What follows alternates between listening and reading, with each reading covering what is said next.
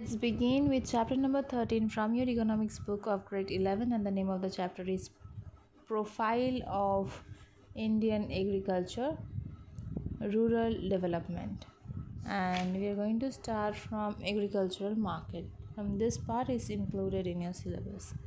So, marketing of agricultural products involves several activities such as collection and storage of agricultural goods, their transportation to the marketplace, their grading and standardization, and selling of the products at the lucrative price, or you can say appropriate price. These are the few things which is related to the agricultural market. Now, what are the defects of the agricultural market in India we are finding? First is lack of collective bargaining. Here in the Indian farmers, maximum we will find that they are very small farmers and they are not able to gain, or you can say cultivate a huge kind of production, as because they're having less food grains and they are not united among themselves. We will find they are having less bargaining power with the traders, as they are not having they are not having any bargaining power. For that, they are having very low price of their products. So in order to come out of this, all the farmers needs to get united, all the small farmers.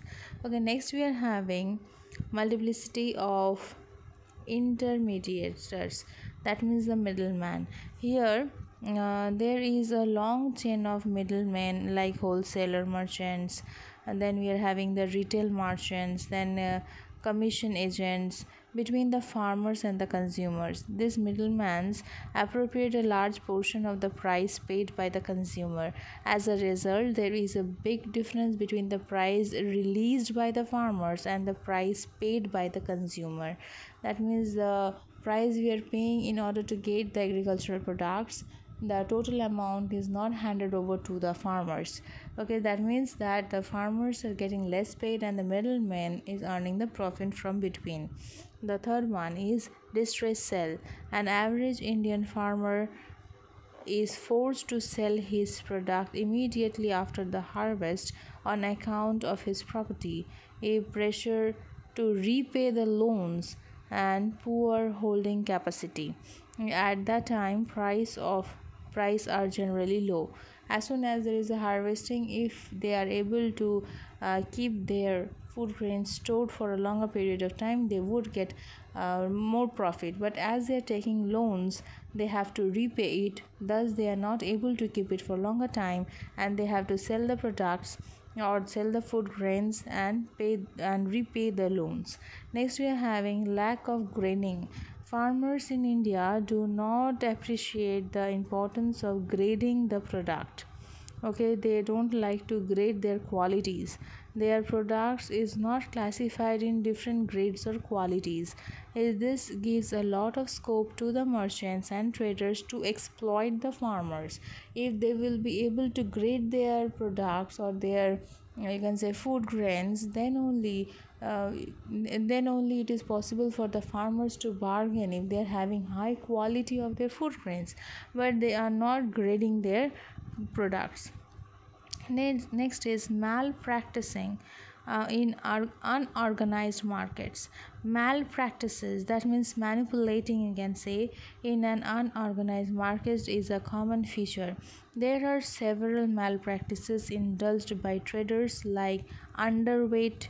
Okay, then the rate is changing of the products, and they charge the market charges, fees. This kind of fees are taken from the farmers and they are unable to pay, so and they get very less amount of payment for their products. Lack of storage facilities. There is a lack of proper storage facility in the rural area.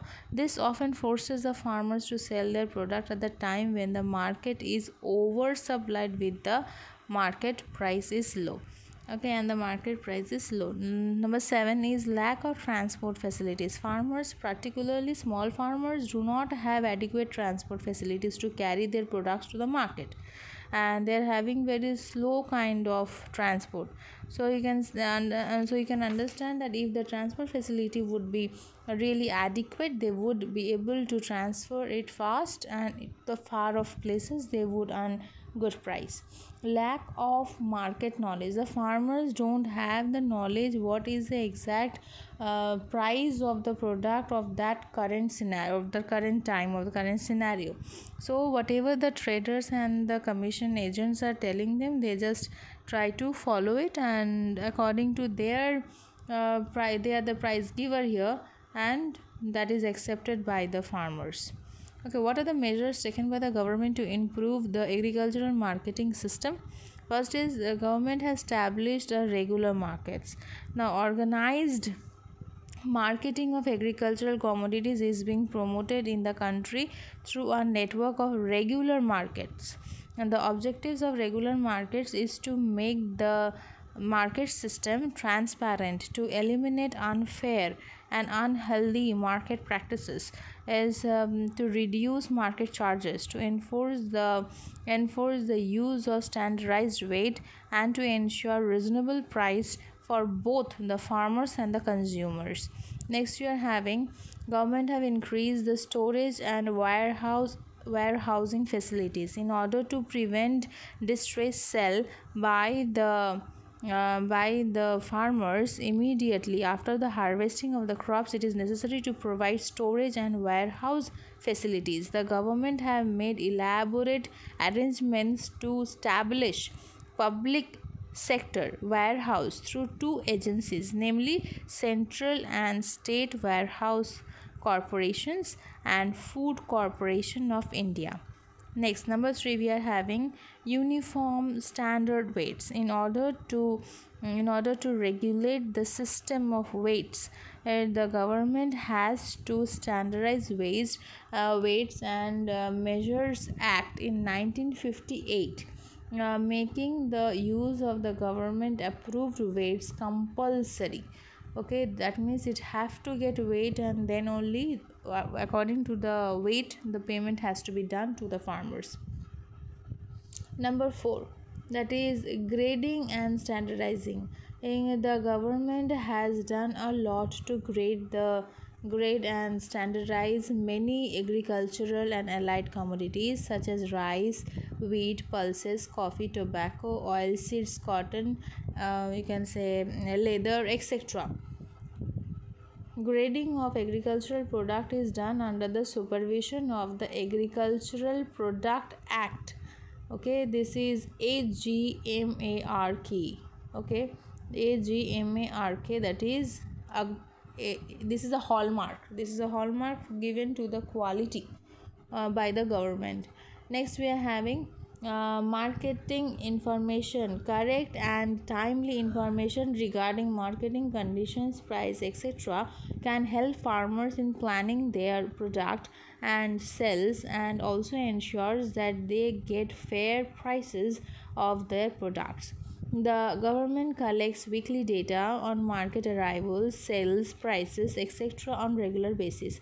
It provides this information to the farmers through public media such as radio, television, newspaper, etc. Next, we are having National Agricultural Market. Okay, NAM. So the present India government has started a scheme of setting up of a NAM, National Agricultural Market. It aims at setting up the common e-market platform to be deployed in selected regulated wholesale markets of various states. It is helping in bringing together different agricultural markets. As on 31st December 2017, 470 markets were integrated in this national platform. The last point of this video is state trading in food grains. State trading in food grains has been introduced to centralize the movement of food grains and also to assist the farmers in securing reasonable prices. The state trading is carrying out is carried out by the food departments of the central and the state government, and also by the Food Corporation of India. Hopefully you understood till this much. Thank you.